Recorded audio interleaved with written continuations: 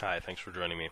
So today I want to give you my impressions of the PlayStation 4. I want to start off with the good, and I'm going to move on to the bad, and then I'm going to talk about the games a little bit, and just kind of give you my final impressions. In terms of the hardware itself, on the controllers, I think everybody is going to say this, but it bears repeating because it really is true. The triggers on the controller are just way better. The L2 and R2, they're a huge improvement. There's pretty much no way that you can argue that they're not a lot better than they were on the 6-axis and the DualShock 3s. So really liking those. We also have, strangely enough, the options button on the controller is another thing that I found really cool. It's interesting, compared to the touchpad and all that stuff, whatever. This options button I find really useful because it seems like in the UI and quite possibly in games, if I remember correctly, it replaces like start and select and triangle, essentially. All of those things have been used to kind of provide menus and context menu stuff. And now it seems like it's so much more obvious for developers, and they've built it into the UI that if you want to bring up a little context menu of options, you hit the options button. It just makes so much sense in the user interface for the controller. So I really like that new addition of that button. The unit itself, things I was surprised about was that really, if you compare this to the PlayStation 3 Slim, it's essentially as quiet, if not more, and it's basically the same dimensions. I mean, the dimensions might be slightly different, but it's a really small, slim, sleek, quiet unit. And it looks great on my shelf, I'm really pleased with the hardware, just sort of from the box standpoint of the PlayStation 4. It's, in terms of the UI, there are a lot of improvements over the PlayStation 3. I'm not a person that dislikes the cross-media bar in any way, and I would say, in terms of the functionality and just the presentation of being able to do simple things, between the cross-media bar and this, it's kind of a wash. 6 of one, half a dozen of the other. They both pretty much accomplish the same things. However, what the PlayStation 4 has that's a huge improvement is that it feels much more like a unified whole. So what I mean by that is, for instance, you can have a persistent chat session going. I can be playing a game that my friend isn't playing, and we can be chatting together. I can quit out of that game and go into the UI, and we're still chatting together. It feels like you're able to do things in an operating system level that are independent of the individual programs that are running, and it really didn't feel like that on the PlayStation 3 at all. Another good example is I was playing Killzone Shadowfall today. I hit the PlayStation button, just popped into the UI, went over to the video stuff and fired up Crunchyroll, watched an episode of something while I ate, then I swapped back to the game, totally seamless, and it went right back to the same place where I was. I didn't have to save or pause or close the application or anything like that. So it's really a big improvement in that respect. There's definitely slightly better user management. So, I know mostly I'm the only person that has an account on it currently right now, but whenever I swap controllers, when a new controller shows up, it's just who do you want to log in as? And you just click the thing, and there you are. So that definitely seems like an improvement. And this streaming thing is really cool too. Right on the menu, you're able to choose PlayStation, I forget what it is, watch live or something like that, and you get to watch people streaming on Twitch and on Ustream, and it's really fun. Big thing was my friend and we only had a couple games for the launch, Shadowfall and Need for Speed Rivals, plus a couple games that you get with PlayStation Plus, Resogun and Contrast, both of which individually I have played at least as much of as I have of Killzone, or definitely Need for Speed. So, but anyway, so even on day one when we didn't have a whole bunch of other games, we could just watch other people play, Assassin's Creed and Battlefield and Knack and stuff. So we could check them out. It was really neat. So I guess on to some less good stuff. I got thumb fatigue from playing my PlayStation 4 all day. I don't know what it is, like the shape of the analog sticks. They're firmer now, and I really, my thumb started to hurt. I mean, I'm sure it'll toughen up. I mean, come on here. Um, but seriously, I've never had that happen before on the PlayStation 3. I play hours and hours and hours of that, and I've never had that be a problem. So that was interesting. I mean, the analog sticks, they seem pretty nice, but yeah, I don't know. That was a new thing. Additionally, DVD playback. I don't want to talk about anything that I don't know specifically about, sort of hardware-wise, or what the PlayStation 4 is doing in terms of upscaling and things like that. But I can definitely tell you that on the PlayStation 3, I know it upscales, and when I put in Dirty Pair, the television series, it's cell animation. It looks way brighter and clearer on the PlayStation 3 than it does on the PlayStation 4. You put it on the PlayStation 4, it's darker, it's grainier. It seems like it's not upscaling the DVD. So that's a little bit disappointing. I mean, if my biggest gripe about the PlayStation 4 is it doesn't upscale DVDs anymore, that's not really a big deal, but I certainly hope that it does, and I'd like for it to at least look as good as it does playing those on the PlayStation 3. This may just be my own misinterpretation, but I was under the impression that I, at this point, would be able to play Vita games on the big TV. I thought that you would be able to stream from the Vita to the PlayStation 4, not just the other way around. And it seems like you can't, and I'm not sure that you're going to be able to. It would make sense that if they decided to do this Vita TV thing, that they might have been planning to do that and then taken that functionality away. But however it is, just me as a Vita owner, I feel like I should at some point in the near future be able to play my Vita games on the television without purchasing a Vita TV. So we'll see if that is something that happens at some point. These are some other kind of really nitpicky things, but on the PlayStation 3 there are some things you can do, such as turning your controller off when you need to switch controllers because your battery's running out of juice, or just close an application. That actually take more steps on the PlayStation 4. You have to go through maybe, 4 or 5 sort of clicks to get to where you're going, as opposed to like 1 or 2 on the PlayStation 3. So that's a little bit annoying. I'd also like to pin my Crunchyroll right to my main menu. I don't know why with the TV streaming stuff, it's a menu item, but you have to go into it and then go down to the thing. I watch Crunchyroll all the time. I want it right there. But anyway. So, a few little nitpicky things like that, but, overall, the UI is a big improvement, the hardware seems awesome, and I just want to talk about the games a little bit. So, I guess ironically at this point, what I've probably played the most of are the 2 free games that you got with the PlayStation Plus for the PS4. One is a PS4 exclusive called Resogun. The other one is not a PlayStation 4 exclusive. You can also play it on PS3, I believe, and it might be on something else like Xbox Live or Steam or something, I'm not entirely sure, but it's called Contrast. And both of those games I've really been enjoying. Resogun is like I think Defender, where, actually I kind of forget even in Defender if you were like saving humans or something. I know you do in Choplifter, so maybe sort of like Choplifter, but it's like a circular board.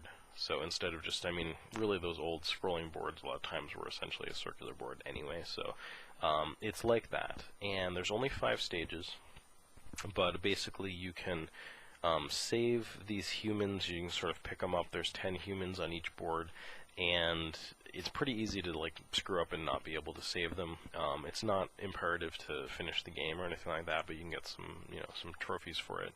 But yeah, you just go through and then you fight a boss at the end, and there's 3 different kinds of ships, and it's a pretty interesting, kind of a like old school arcadey kind of shmup. It really reminds me of like 80s era scrolling shooters. So, but modern. and really nice looking. It looks great on the PlayStation 4. There's like all kinds of particle effects. It's sort of like Knack, where like he's made of a whole bunch of different stuff. It would be like all of the zombies that you had in the 360 on Dead Rising. You know, it has sort of that level of impressive. Like, wow, there's a lot of stuff going on. So I've been having a lot of fun with that. Contrast is it has a lot of elements that seem sort of cliched and not that interesting on their own, but it comes together to be something that's more than the sum of its parts. I was really surprised with how much I enjoyed the game. Basically, you're following along with this little girl, and it's like, it's not painted in a really depressing way, but it highlights sort of the contrast, see what I did there, between like sort of the innocent way that a child like looks at the world, and then like what's going on with her parents. They're kind of neglectful, and they're kind of, I don't know, it's interesting. Anyway, I don't want to get into it too much, but it's a really neat style. It's sort of this Art Nouveau, like noir style to it, and it's kind of puzzle based, kind of actiony gameplay, where you're jumping around trying to get to different places, and it's all based, some of it, on this mechanic where you can shift into shadows and then do stuff in like shadows that are cast on the walls, and then shift back out. It's a really neat game, and if you have a PlayStation 4, you're subscribed to Plus, you'll be able to check it out. I really recommend it. Additionally, Killzone Shadowfall. I've played my fair share of like science fiction-y first-person shooters. So far, Shadowfall reminds me of Halo, and it reminds me of Dead Space a little bit. The second level is really Dead Spacey. So you start off, basically the first level, it takes quite a while to even get like a weapon, which is a little weird, but there are some really interesting aspects to it. So you have this drone that follows along with you, and you can send out a pulse that will like tell you like what enemies there are in the area that are right next to you, and you can send this drone out. You can kind of have them distract the enemies while you shoot them. You can have it like hack different terminals and things like that. So it's neat. It plays on its sci-fi elements, like to incorporate that into the gameplay, and I really appreciate that. And I also appreciate that it's not like, it doesn't feel like some sort of squad-based, cover-based, like, every people barking instructions into your ears kind of thing. I can't handle that. This is more like, you end up out there kind of alone. You can play it kind of stealth if you want, which is really cool, and it's just beautiful looking. It's so amazing. It reminds me of Skyrim, kind of. There's this one board where you're looking around, there's rocks and cliffs and water and trees and the sunlight and everything, and it just reminds me of the first time I was in Skyrim, just running around sort of marveling at that whole world. It's really cool looking, and what's encouraging is that during the transition between generations, the first handful of games really are like last gen's games with a new coat of paint. And I think what's exciting about this gen is that last gen's games looked so good that even if you just put a better coat of paint on them for like this gen, they look amazing. So I can't even imagine what these games are going to look like in a few years. Need for Speed. So I guess the flip side of that is Need for Speed Rivals. Something about it I'm having a really hard time getting into, and I think because the graphics are getting so much better, it's strange, but it creates this kind of dichotomy where I'm playing I like that Need for Speed Rivals plays very gamey. It reminds me of its Chase HQ. That's how I was thinking of it. I'm like, okay, I'm playing the modern version of Chase HQ. I'm driving down these people that are, breaking the speed limit or whatever, and you crash into them. You try to do as much damage as you can. You're essentially putting weapons on your cop car and using it to do enough damage to the other cars until, they stop moving. So that's interesting and fun. But I'm like, it feels weird when everything looks so real. So I'm behaving in a very unreal manner in a setting that looks sort of realistic. There's some kind of tension there that's a little bit weird. That and the fact that I have not been able to successfully complete a mission. I don't know. I really suck at the game or something. It's really hard. I don't know why. So I've been putting more of my time into the other games that I have. So in summary, I guess I'm really pleased with the console launch for the PlayStation 4. I actually did have a little hiccup when I first set it up, where I installed the patch from USB. I downloaded it on my computer and did that. And it was funny, I wasn't able to play Blu-rays or DVDs. There's something about that first 1.5 patch that does something to activate the ability to play those, and that seemed like it didn't happen properly or something like that. So I actually ended up having to boot into safe mode and reinstall the update from the internet, and then it worked okay. They are having a little bit of trouble too, it seems like, with things like the what's new bar, and my library was actually erroring out for a little while until I think the server load, they got some of those issues sorted out, and now everything is working fine. So I can play DVDs, I can play Blu-rays, no errors are coming up. It seems like everything's working well. So yeah, anyway, but I forget with console launches too just how bright the future is, kind of, because you don't really know how things are going to go. So even back with the PlayStation 3, they were trying different things. I mean, you can install Linux on it. There was, you could fold proteins and to take advantage of the big CPU, and you could, there was Life with PlayStation, and they were doing the PlayStation Home. I mean, nobody knew if PlayStation Home was going to be a really cool thing or not. So it's neat when we're kind of back into that space of, well, we're trying out some new things, like we're breaking some new ground, and we're not really sure what the future holds. That's very different than the last half of a console life cycle, where things are kind of becoming codified, and they're really, starting to build this rigidity into everything. And it's like, well, this works and this doesn't, and it becomes kind of stale. So I'm glad we're back in that part. I actually kind of forgot what the excitement of that feels like, and it's very nice. It's a good feeling. And I did try out some of the cooler features, like streaming on Twitch and Ustream. I did that a little bit. As far as I know, the patch that's coming up is going to integrate in the feature of being able to jump into your friends' games and try those out. So I think that's something that's still coming. But I did try the remote play on my Vita. I played some Killzone Shadowfall, but I was going to bed. I just I'll just play it a little bit until I get tired, and it was fun. It's a neat little feature to be able to do that. If you've got a Vita, you might as well. I'm still disappointed I can't stream stuff the other way around, but we'll see how that goes. That's that's something for the future. For now, the PlayStation 4 I think looks great. It works great. A lot of improvements over the PS3, and the games are fun. I'm just having a good time. So just wanted to share my thoughts with you guys. I'd really like to know, hey, did you guys get a PlayStation 4? What do you think of it? Are you thinking of getting one? Do you guys have any questions for me? I'm sure there are things I forgot to talk about. Gosh, what was? The controller has a speaker on it.